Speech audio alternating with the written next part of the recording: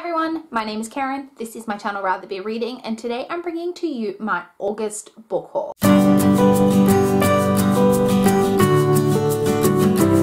So this is actually a pretty small and reserved book haul, which is a good thing because a lot of months I'm really out of control, but this month is really small, so that's good. Let's jump straight in as always and start off with the library books that I picked up in the month of August, and I literally only picked up 2 library books, which is unheard of for me. I can't believe I only got 2 here.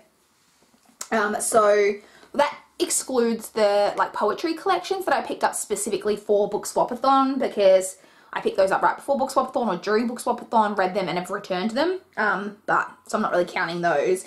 So the first book that I picked up from the library is The Reversal by Michael Connolly. This is one of the books in the Harry Bosch universe. I think this is technically a Mickey Haller novel, but does involve Bosch, so this is technically a reread for me because I had previously read the Mickey Haller series, but I'll reread this for its context in the Harry Bosch series.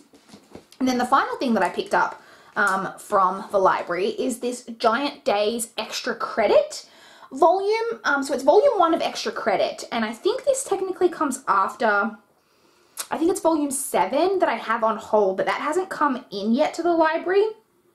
So I'm hoping that that comes in before I need to return this so I can read that and then this, because I believe that's the correct publication order. But I'm really excited to get to this because I love the Giant Days graphic novel series. Next, we'll touch on the ebooks that I purchased in the month of August. So I actually only purchased 4 ebooks in the month of August, which is not too bad. The first of those is The Child Next Door by Shalini Boland. So this is one that I saw on some kind of Kindle deal, and I knew it was a book that I had previously marked as to read on Goodreads. This one is an adult thriller, and it's about a woman who's at home one day and she hears a voice over the baby monitor say, "Let's just take the kid and go." And she obviously rushes upstairs to her baby's room, but however her baby's there, her baby's fine, there's no one else there. She then starts to think that maybe the wires got crossed in the monitor and she heard a voice from a neighboring house, something like that, but she reports it to the police and the police don't believe her, and it's all just kind of about that mystery. I've read another book by Shalini Boland which I quite enjoyed, so I do look forward to picking that one up. I then purchased also an ebook, Guilty by Laura Elliott. This is another one that was on a Kindle deal and I recognized as something that I'd marked as to read.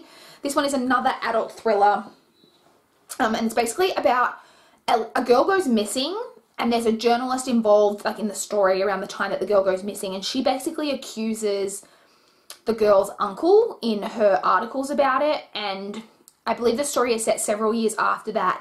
The girl's uncle's life has been completely destroyed, his marriage has fallen apart, he's lost his job, his life is just really not going well, and then the journalist receives a phone call, and I believe it's in the synopsis that is every mother's worst nightmare. So I'm not sure if maybe one of her children is now going to have gone missing, something along those lines. I'm not really sure, but I do look forward to picking that one up as well.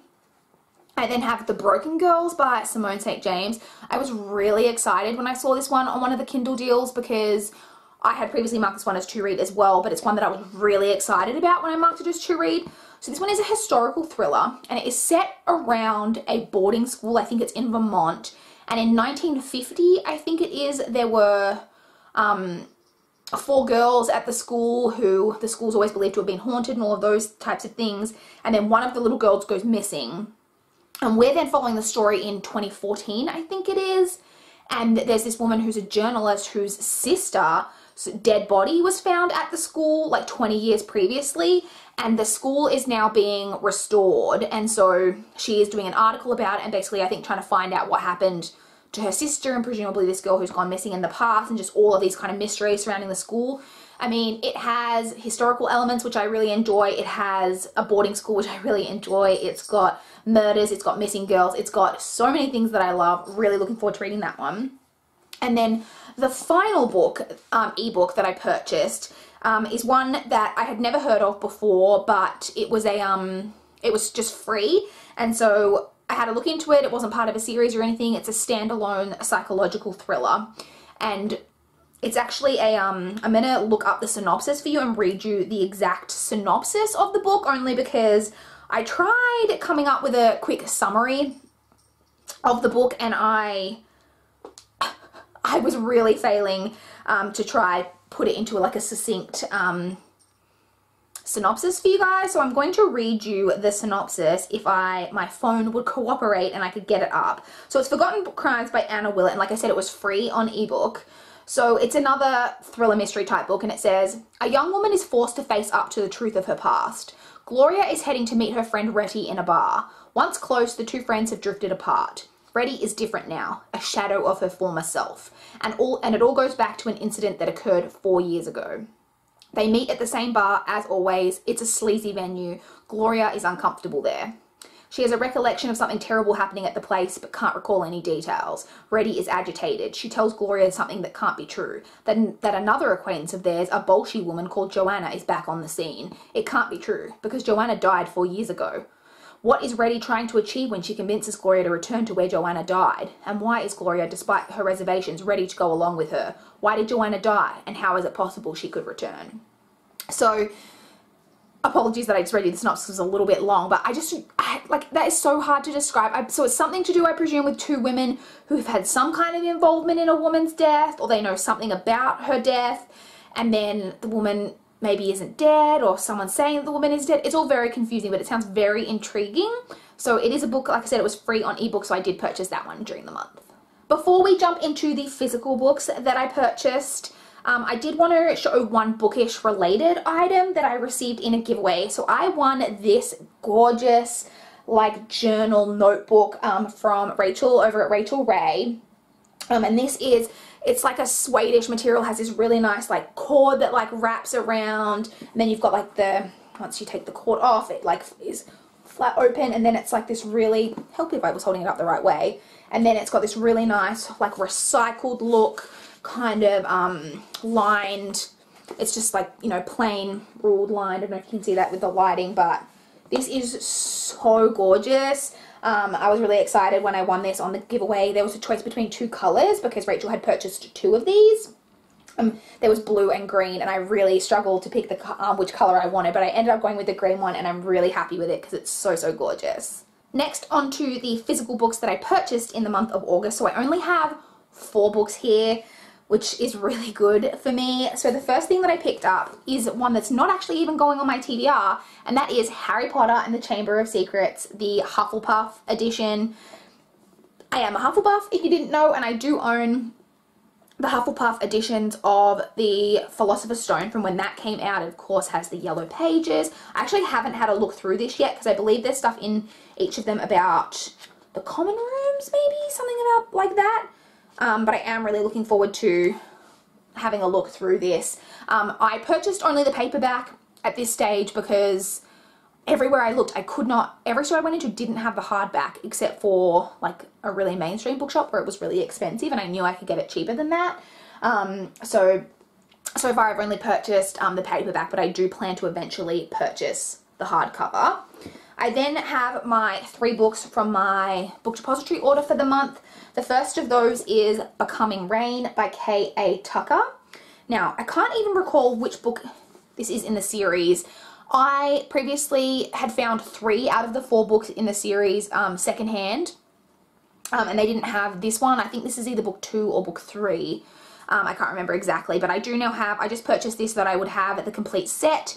I don't even know what this series is about. I think the first book is Burying Waters, but I'm not 100% sure. I'm sorry, I can't give you more information than that. I really should have looked into it before I started filming, but I am excited that I now have the whole series, so when I get to it, I can continue on with the whole thing. The next book from that order is Misery by Stephen King. So this is another one that's not going on my TBR because I have read this. I have read a few Stephen King books. I read them mainly when I was in high school. This is my favorite Stephen King that I've read to date. There's a few of his quite prevalent ones that I haven't read. Like I haven't read The Shining or It. I've seen the movies of both of those, but I've never read those books. But Misery is my favorite Stephen King book that I've read. Really, really enjoyed this, so I wanted to pick up a copy of it. Really excited to have this. I then also picked up the final book from my order, and for the whole book haul for the month is Sea Glass by Maria V. Schneider. This is the second book in the, I don't know exactly what this trilogy, I think it might just be called the Glass trilogy, but it is quarter, it's kind of a spin-off, I believe, to the study series. So the way it works is that you have to read the first 3 books in the study series, you then read this trilogy, and you then read the final 3 books that came out later in the study series. I don't think you have to do it like that, but you will get spoiled like for different things in the series if you don't read it that way. So I have this second book now. When I eventually have the third one, I'll be able to read this spin-off so that I can then continue with the study series. But yes, excited to have. I really enjoy this cover. I really like, the covers all kind of look like this with the blue backgrounds and then some kind of, I don't even know what you would call this, magical looking thing on it. But the blue with this like greenish, tealish, aquary colored magical thing, I just think looks really, really nice. And this is a really, really pretty cover. So that is it. That is all of the books that I purchased in August. This was a really sedate month, like I mentioned, which is good because September has already gotten a bit out of control. So stay tuned for next month's book haul. I would love to chat with you guys in the comments down below if you've read any of the books that I purchased or how your August buying month went. Were you reserved in August? I would love to know. Or were you completely out of control like my September? Because that's already a thing. I would love to chat with you guys in the comments down below. Please like this video if you liked it. Please subscribe if you want to see more from my channel. That is all I have for this video today. Bye guys!